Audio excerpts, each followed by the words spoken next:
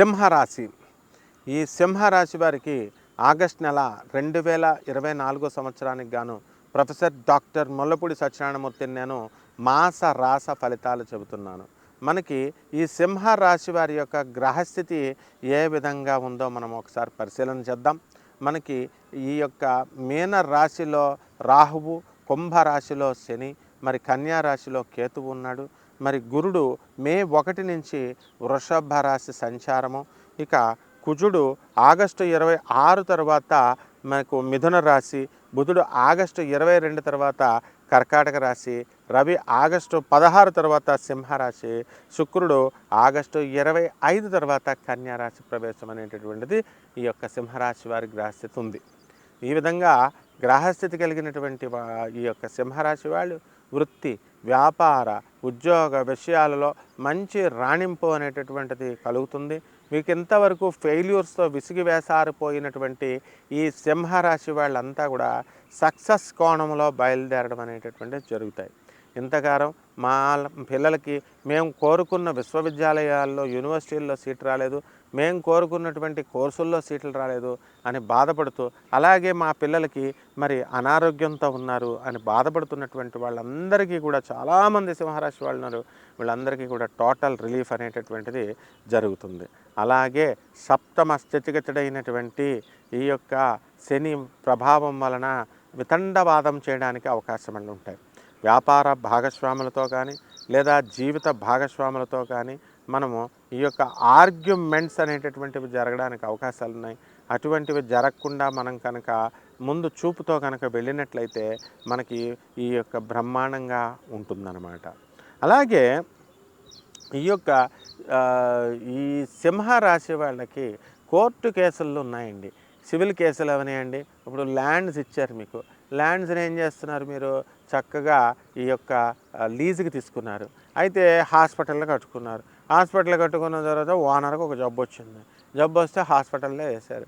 మరి బిల్లు ఎక్కువ వేశారు మాకు అని చెప్పేసి ఆ హాస్పిటల్ని మరి మా లీజ్ కాంట్రాక్ట్ క్యాన్సిల్ చేద్దాము అని చెప్పేసి ఆల్రెడీ కాంట్రాక్ట్ ఎంఓయూ ఉన్నటువంటి దాన్ని క్యాన్సిల్ చేయడానికి ఓనర్లు ప్రయత్నించడం, మనం మరి సింహరాశి వాళ్ళంతా కూడా కోర్టులకు వెళ్ళడం, వాళ్ళు కోర్టుల్లో ఇంకా కేసు ట్రయల్స్కి రాకపోవడం, ఇలా అనేక రకమైనటువంటి కోర్టు కేసులు రావడం అనేటటువంటివి జరుగుతున్నాయి. వీటిల్లో మనం అనుకున్నది సాధించడానికి, మనకు అనుకూలంగా తీర్పులు రావడానికి కూడా అవకాశాలు ఉన్నాయి.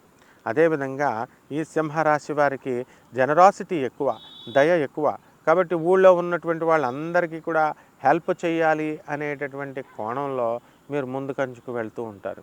కాబట్టి అక్కడ ఏమవుతుందండి, అనవసరమైన విషయాల్లో కూడా మీరు కలగజేసుకుని వాళ్ళకి చేయాలనుకునేటటువంటి ప్రజలకి ఆ విశ్వాసఘాతకులుగా మీకు వీళ్ళు ప్రవర్తించడం అనేటటువంటిది జరుగుతాయి.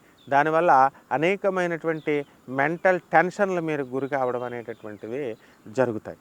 అయితే విద్యార్థులంతా కూడా మరి డిస్ట్రాక్షన్స్కి గురయ్యి తమ చదువు సంధ్యల్ని పక్కన పెట్టుకునేటటువంటి అవకాశాలు ఉన్నాయి. విద్యార్థులు ఎంత బాగా చదివినప్పటికీ కూడా ఏవో విధమైనటువంటి ఆకర్షణల వల్ల కాన్సంట్రేషన్ మేము చేయలేకపోతున్నాము అండి అని బాధపడేటటువంటి వాళ్ళు చాలామంది ఈ సింహరాశిలో ఉన్నారు. ఈ సింహరాశి రైతులు ఎవరైతే ఉన్నారో అటువంటి రైతులంతా కూడా మీకు వ్యవసాయం అంత బ్రహ్మాండంగా పండించినప్పటికీ కూడా పరిపూర్ణంగా మీకు శుభమైనటువంటి ఫలితాలు మీరు ఆస్వాదించలేరు.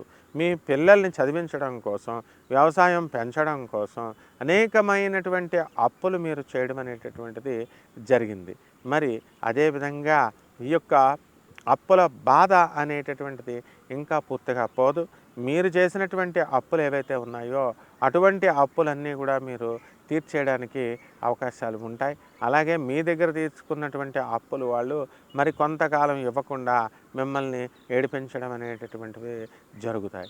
ఇక రెమెడీస్ దగ్గరికి వచ్చేసరికి మరి ఈ శని జపం చేయండి, శని స్తోత్రాలు చదవండి, శనికి కిలోంపావు నల్ల నువ్వుల్ని, నల్లని వస్త్రాన్ని పేద బ్రాహ్మణులకి శనివారం నాడు మరి మీ ఇంట్లో కానీ మరి గుడి బయట కానీ మీరు దానం చేయండి. అలాగే చక్కగా దశమహావిద్యల్లో ఒకటైనటువంటి మహాకాళి అమ్మవారి యొక్క హోమాన్ని మీ ఇళ్లలో జరిపించుకోండి. అలాగే మరి నవగ్రహాల చుట్టూ ప్రదక్షిణ చేస్తూ చక్కగా ఓం శనేశ్వరాయ నమః అనే మహామంత్రంతో శనీశ్వరుడి పైన నువ్వుల నూనెతో అభిషేకం చేయండి. బ్రహ్మాండంగా ఉంటుంది. శుభమస్తు.